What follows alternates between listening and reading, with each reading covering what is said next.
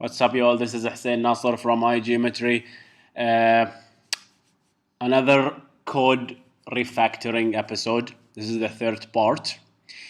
This might be boring for some of you guys because it doesn't involve much of GIS. It does involve some object-oriented techniques, some design patterns. Uh, if you like these stuff, but there's no GIS coding per se. This is just organizing our code, making sure everything is not duplicated, properly referenced, factored. If you have any functions that is replicated, you bring them into a library and then reuse it. And this is what basically we were doing in the previous two episodes. So before we go into our standalone application, there is a lot of code that we need to extract and put into a library. If you remember, this is what we have discussed in the previous episode, if I am not mistaken. Yeah.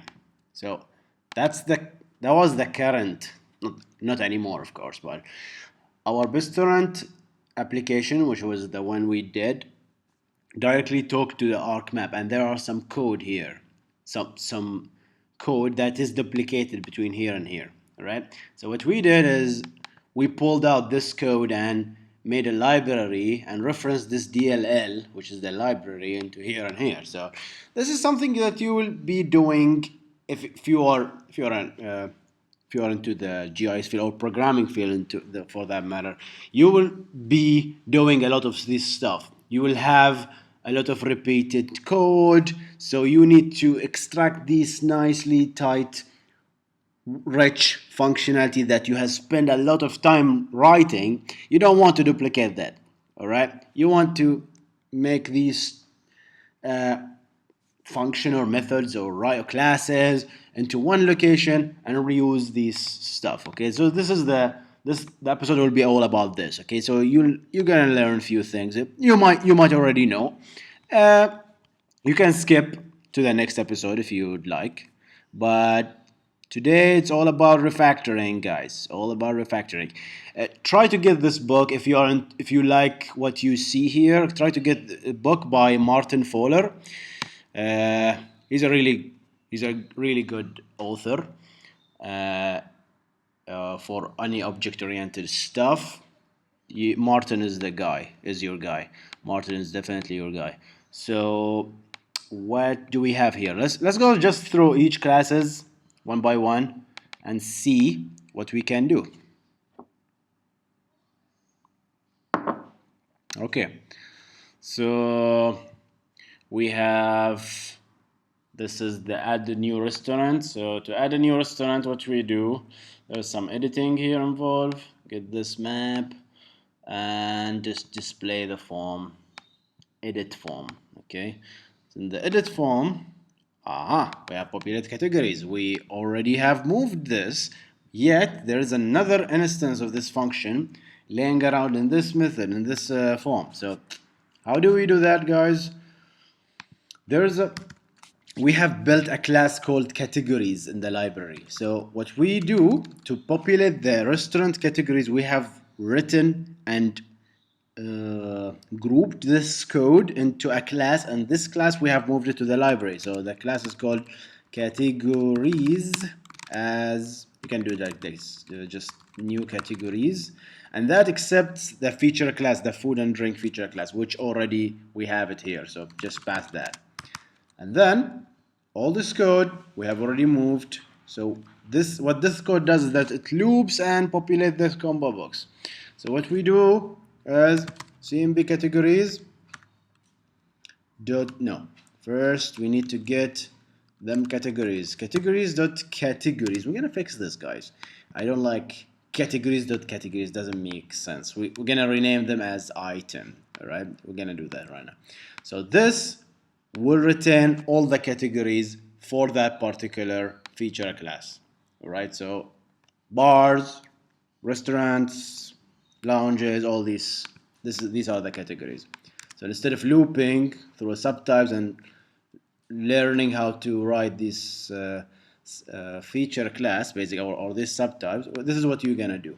So cmb categories dot items dot add range. So this will return an array or list of categories. So what you will do is convert this to array. We have done this, and we can safely just kill this code. I think we can kill it. Yep. So edit. We need to test it later. Okay. So populate categories. Populate categories is now 4 lines of code. How about that? All right. What else do we have? When I save, there's a like checkbox here we did before. We get the restaurant location. That's the point that you clicked on, if you remember. And there's a data set. And this is the editing part, of course. And nothing much here. We can move to a library. I don't think you need to move this to a library. It's not worth it. Maybe in the future, I don't know. But I don't see any replicated function here. How about the edit? Same thing here.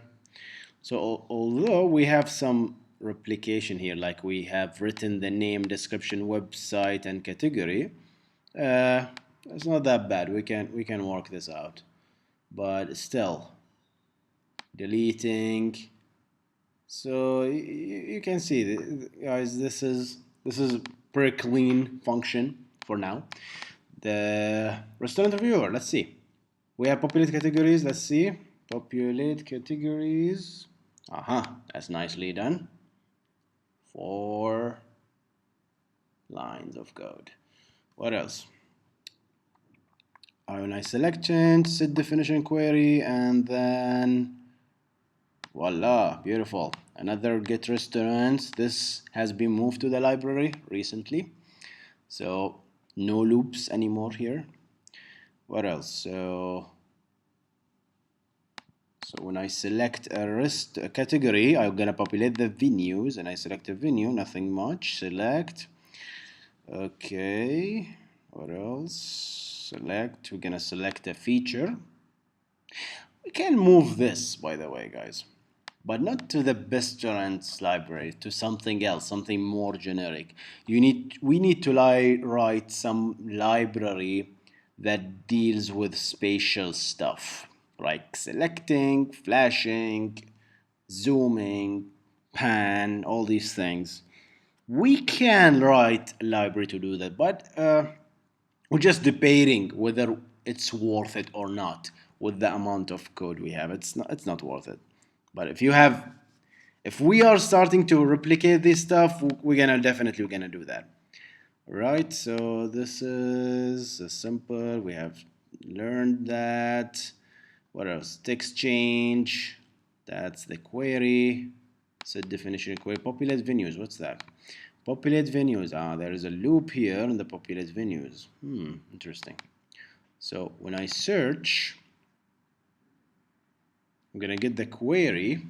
I'm gonna pass the query to that. Okay. So that's actually a nice function to move. You know. So what does this function do?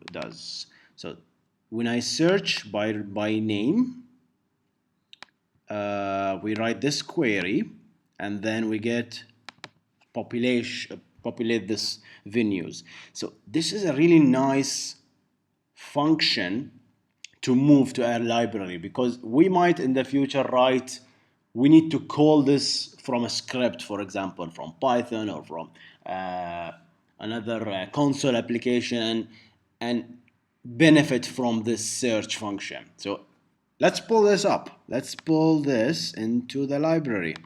First, do we have a library here? There you go. There's the library. So where does this function fits? It's a query. Okay, so we can write a class that does this, or we can create a new class. Yes, create a new class called, for example, query, restaurants query, or just call it restaurants with an S. So it's the sum of restaurants. So it's a collection of restaurants. So let's call them restaurants with an S. So what does restaurants take? Public sub new. It needs the feature class or the food and drink feature class. That's for sure. We need that. Let's import that. And once we have it, what can we do with that? We need to query. So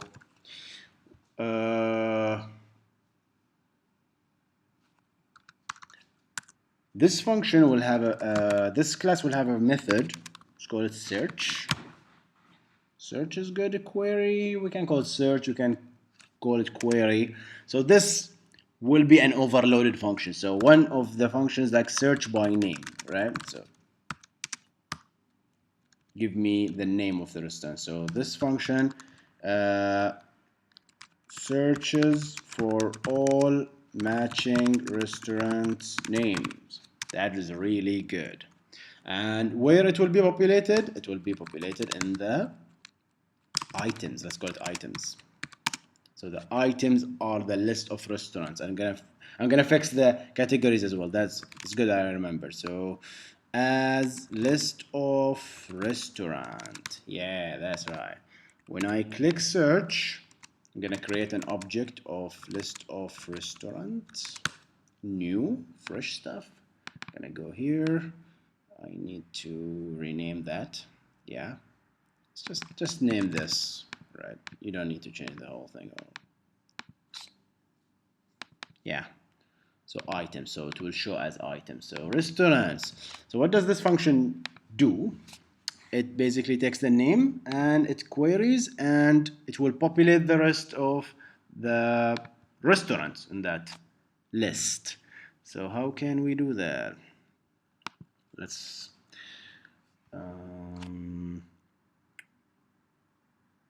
go here.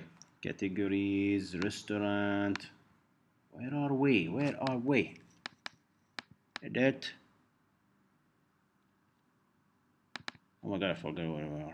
Ah, there you go. So that is our nice function that we need desperately to pull without breaking anything. So how can we do that? So we need a feature class. Let's leave the feature class here. So this is the query filter. It takes the text search, right? It takes the name and populate venues. I'm gonna stop here and cut. Go back to my restaurants function, nicely done function, and paste. Okay, where's the name? There you go, this is the name. I don't need the text search. There is nothing called text search in a library. There's no text, there's no GUI per se. So we have name, like name. We explained that. I don't have the feature class here. So I can either pass the feature class here in the search function. So when I declare a object of type restaurants, I said dot search and then send the feature class, but that's not very object oriented. So what you do is basically, if you like, you can just create a object here. So I feature class, and then when you create a new, you set the feature class equal to feature class, and there you go. The moment you click search, you will make sure that you'll have the feature class for sure. Why? Because definitely the new will be called first. This is the constructor, by the way, for you guys C-sharpers out there.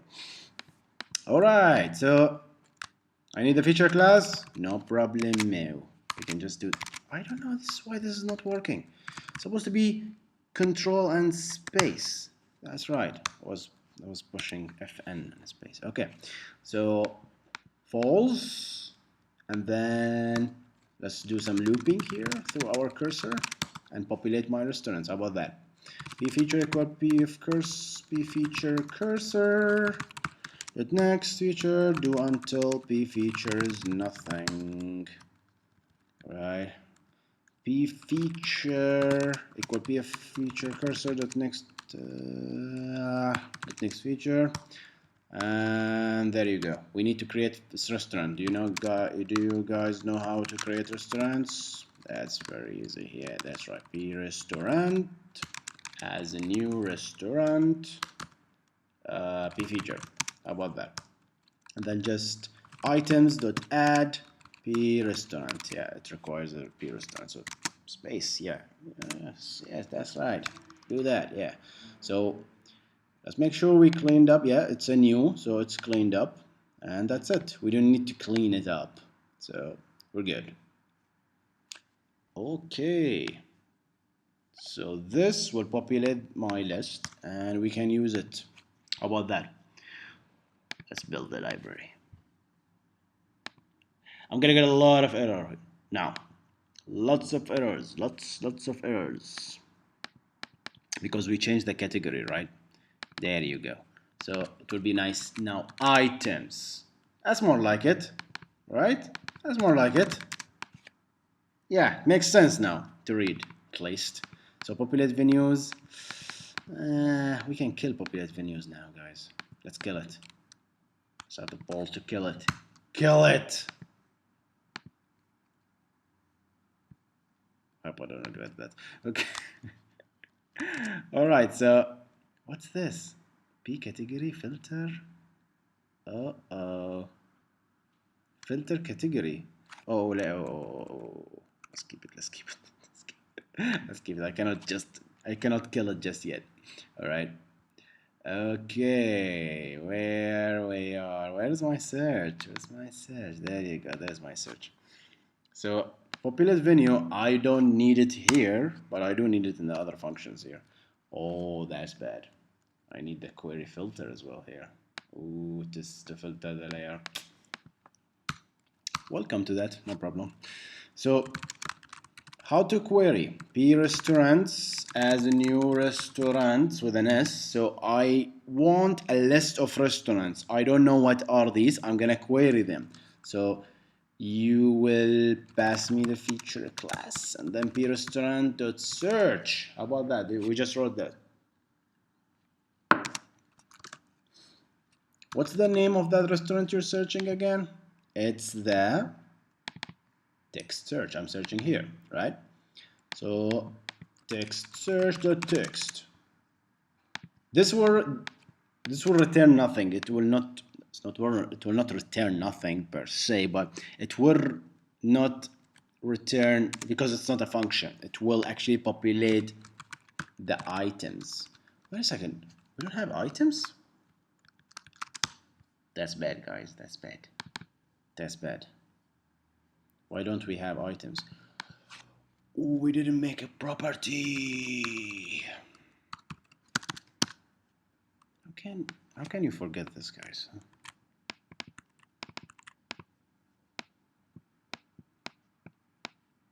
Now we're talking. Items, return items, and underscore items. If you notice that sometimes I'm using the underscore, you don't have to.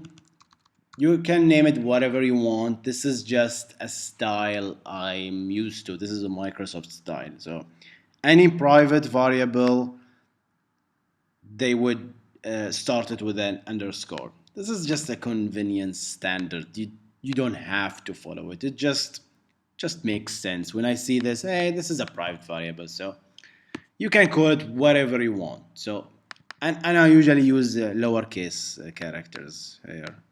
So, all right, guys. So this will work, but do we compile? Let's compile.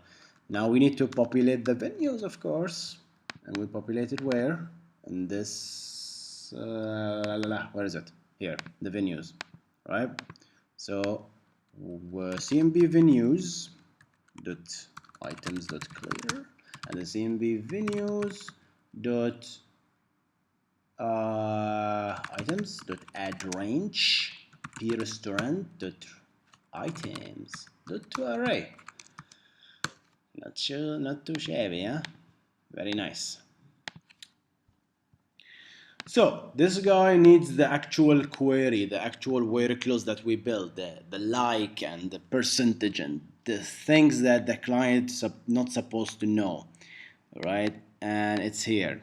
So I don't want to copy and paste that right there. We need to be smart. So we can do this, you know. We can write a property here. Let's call it query text or filter. Yeah, query filter. Let's call it query filter, right? So the query filter is, this will be a read-only property, so the user will know that when he searches, this will be updated. And you know what? We can also tell the user here, when you call the search method, this will be updated with the query that has been used, right? And we're gonna remove the set part. We don't need set. This is a read only. So public read only, or yeah, public read only property. So this is a read only property. So these keywords and .NET functionalities, you know, I didn't learn them in one shot, guys. You know, this took so many practicing, and sometimes you don't have to learn everything. It's just when you need it, you're gonna use it. So don't feel too bad if there are a lot of functions or methods that you don't know. It's just the time didn't come for you to use them. That's it. Because I knew read only from really the first day I learned about the properties, but I never used them until like 2 years ago. You know, it just really, I cannot really tell when you will use them. You don't have to use them. That's the thing. Just don't feel overwhelmed with all these properties when you, especially when you are a new programmer. It's just, it will come to you guys. Do not worry. So let's just save the query filter. Query filter equal p query filter dot where close. That's it. And we're gonna build this library, and then where is it? Search viewer restaurant viewer. So when I search a function, I search my high. There's no query filter anymore, but you can use p restaurants dot query filter as a string, right? It's need a string, and this is an overloaded method, by the way, if you remember, guys. So that should work. We need to compile and test. By the way, guys, if you try to do this now, like you set something to this query filter that says, hey, this property is read only, what are you doing? So okay, let's build. We're ready, guys. In the next episode there will be no cleaning, hopefully. The next episode, I'm gonna go to my standalone application, and we're gonna do some really nice stuff there. Okay, let's run this. Load your diner. Okay, okay, seems fine. Diner. So 2 diners here. So the search is working fine. The search is working perfectly. Cocos, what's that? Okay, Cocos. That's right, Cocos. That's just Cocos. Nice. Okay. Nothing. You get the idea, guys. So it's working with our new enhanced functionality. It is working. So I always wanted to do something, but I forgot. Yes. Yeah. I'm not sure we can do. Let's do that. Let's do this. We have some time. Do we have some time? I wanted to do the all category, when you select all, it will list all categories, but I'm not sure I have time for it, but let's try it. Let's go ahead. Let's go ahead and start. Let's try. So my categories, the problem with the category is that it all comes from subtypes, right? And these subtypes are coded in our catalog, in the feature class. The all feature class, the all category, sorry, is not a subtype. It doesn't exist. So we have to manually add that. Okay. So we have to somehow trick our code here to add another extra category here, which is called all category. So let's call it all category as a new category. This is what I'm gonna do. So this will clear all the categories, loop through the subtype, whatever you have added, and then at the end, actually it should be in the beginning, but whatever. So p all categories dot category name should be all venues, whatever you want to call it. And the funny thing is that it doesn't have a code as well. So this will mess up our code really bad. Okay, no problem. So the category code is that it doesn't exist. So we should put a number that we should make a case for it. You know, like 99 or -1, something that we should put an if statement that if it's -1, then we know that this is all category, or let's say 99, for example, whatever, really, whatever. So let's add that, and then add that category. So this is just the first step. Nothing will happen. So when I build the library, look at all them errors that will show. Look at all these errors. Okay, so let's see. So you'll see a new subtype now, a new category showing in the list. But when we select it, there's the application will not know what to do with it. You know, it's just, it doesn't. This 99 subtype does not exist. So we need to do some really you know, where's the all venues? See, when I selected, nothing's selected. So when I select all venues should be shown, right? So how to do that? Basically, the beauty of this is that the category now, which is the old categories, is actually a class. It's an object. So I can say here, when you're trying to get the restaurants and your category code is, was it 99? What did we use? 99, yeah. So if you're trying to get the restaurant and your category code is also it's 99, then basically set the where clause to select everything. It's as simple as it is. Category code equal 99, then just gonna write a variable here is where clause as a string, close like this, t. So if it's not 99, then basically where clause is equal the category code normally, and then else it will basically take the empty string. Empty string means everything, right? Makes sense, guys? Does this make sense? Hope it does. Okay. All right, so get restaurants. I want also to display, to add the filter here, but maybe we'll add it later. So while we search for restaurants, get the restaurants of that category, we're gonna give me back the filter as well. But we're gonna fix this in a later episode maybe. So that has been done.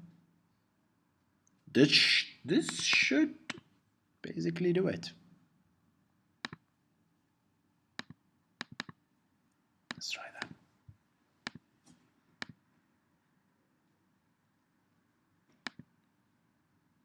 Do you think it will work, guys? All venues. Wow. How about that? Do you understand, guys? It's a bit tricky, but all venues is there. That's one of the things about object oriented. You know, it's just one if statement, and we fixed it. We can fix it with something called polymorphism as well. So what we will do is basically the category. The way we set the where clause itself. So instead of this, we can remove this if statement actually. So we'll look into that in the future. So an if statement won't hurt us, but yeah, you know, it's good to experience a few things as well. So we have a filter. We should, but this if you notice that when I select all venues, the all venues doesn't show on the map, right? That's because we fixed something, but we messed up something else. Sorry? So what we will do here is, okay. So we'll take this category, and this is passing the category code to this definition filter. So what we will do here is that we will need the actual filter of this. So we'll need to filter the category. So we don't know, the category code 99 does not exist here. So what we should do is to send up the filter. How can I send the filter? That's why we need the categories here, guys. The categories will add, we need to add the filter of that particular category. Okay, when I get the restaurants, you'll give me the filter as well.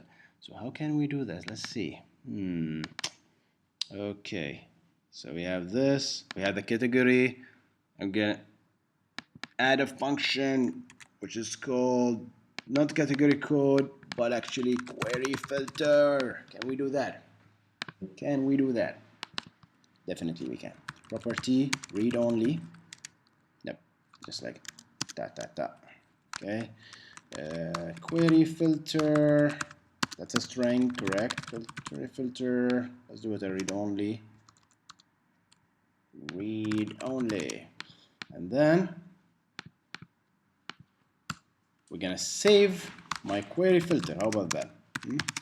Saving the query filter, build, go back, and then search here, and then here you go. This has been fixed. Refactoring, guys, it might be boring, but it will save you a lot of trouble in the future, believe me. So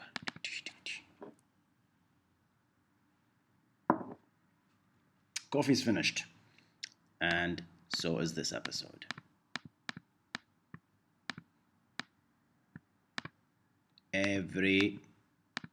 Okay. Alright, it's not working. It's not working. Oh, it is working. Wait. Diner, bars, lounges. Okay, something is fishy. When I select bar, only bars, cafes. What is going on? That's restaurant, that's beautiful. Cafe, that's cafes, that's beautiful. Bars, that's bars. Okay. Lounge, that's lounge. Okay. All venues. Okay, that's. Okay, I'm getting crazy. It's working. What's wrong? Cafe, all venues, showing all venues. Okay, seems. I've been imagining. Bar, cafe, there you go. This is weird. Cafe. Lounge is not working. Something is fishy, guys. I don't know. Diner, restaurant, diner. It has something to do with the event, but never mind, guys. This should definitely do. So when selecting exchange, you get the category, and the category you get the query filter. But the query filter, that's why. That is why. So sometimes you have to actually populate for the first time. Okay. So what we're doing here is that when we get the restaurant, we are actually setting the filter, and that's not good. We need to set the filter way before. Okay, so this should be set, actually should be set way before, so the moment we set the category code, we should set also these we should set these variables, which is the query filter. So I'm gonna do this now. Okay, public sub new, send me the code as integer. Was it integer? Yes. And the name as a string. Okay, so category code is equal code, category name equal name, and then after you do that, you do this nicely done if statement, not where close, of course. You set me the query filter equal as where close. Now in the new, we'll set that there's no where close anymore. We'll use the actual query filter. That's it. So next we need any errors. Beautiful. So what I did here is that I passed this as constructor, so that's actually better. Another refactoring. So we send in the code and the subtype text, and we don't need to do that. All category, same thing. We'll send the code 99 and all venues. How about that? And for fun, we're gonna add the all category at the beginning. I can do that, right? Of course I can. How about that? So the moment we create the category object, we have a query filter to be used in the Bestaurants application. All right, guys. So let's see. I think this should work fine. Oh no, I didn't load the layers. All venues, diners only, restaurant, cafes, bars, lounges. It's done. How about that, huh? Okay, guys. Hope you enjoyed this episode. I hope it wasn't boring, but we had to do it. We have to clean our code. A good programmer always cleans his code. Okay? All right, gonna see you in the next one, guys. You take care. Goodbye.